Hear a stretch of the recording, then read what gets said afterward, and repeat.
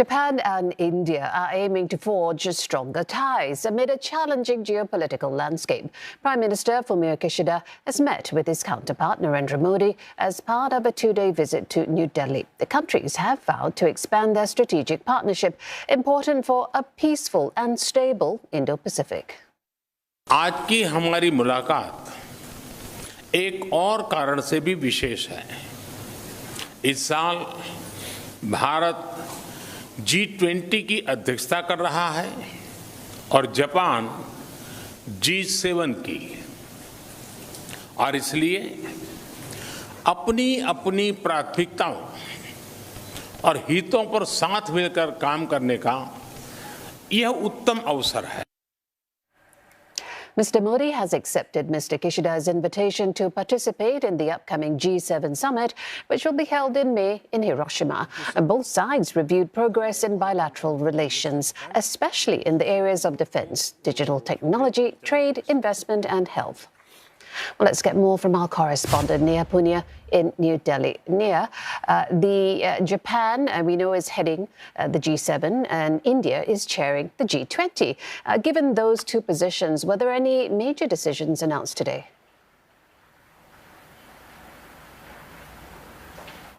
Well, there were no major deals announced, but both sides have agreed to expand their strategic defense and economic partnerships. Prime Minister Modi and Prime Minister Kishida clearly giving a lot of importance to the dragon in the room. Countering China was clearly top of the agenda for them. And on this whirlwind visit, you had, very importantly, Mr Kishida unveiling what he called his new free and open Indo-Pacific view, a nod to what his predecessor Shinzo Abe had first proposed nearly a decade and a half ago, when he talked about the need to see the Indian and Pacific Oceans as one strategic region.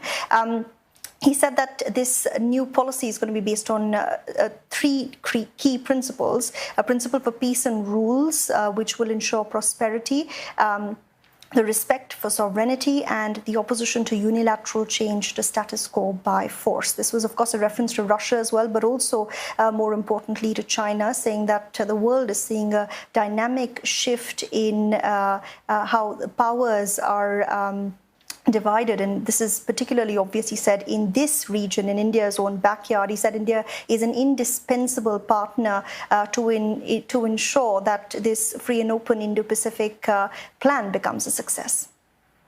Now, Prime Minister Kishida was expected to ask India to join a coalition to punish Russia for its war in Ukraine.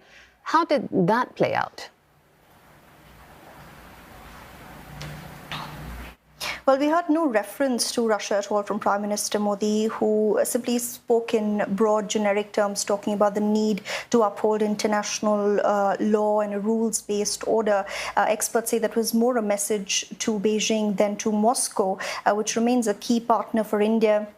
India is still buying a lot of discounted oil from Russia. It's still engaging with the country diplomatically. But we heard a completely different tone from Fumio Kishida. He condemned Russia in the harshest terms, saying that because of Russia's invasion of Ukraine, the world is now facing an unprecedented challenge, which is the challenge of defending peace.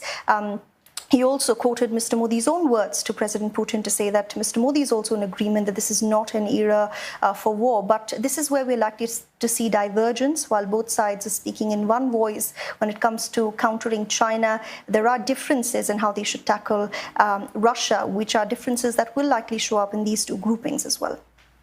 Ania Punya reporting to us live from New Delhi. Thank you.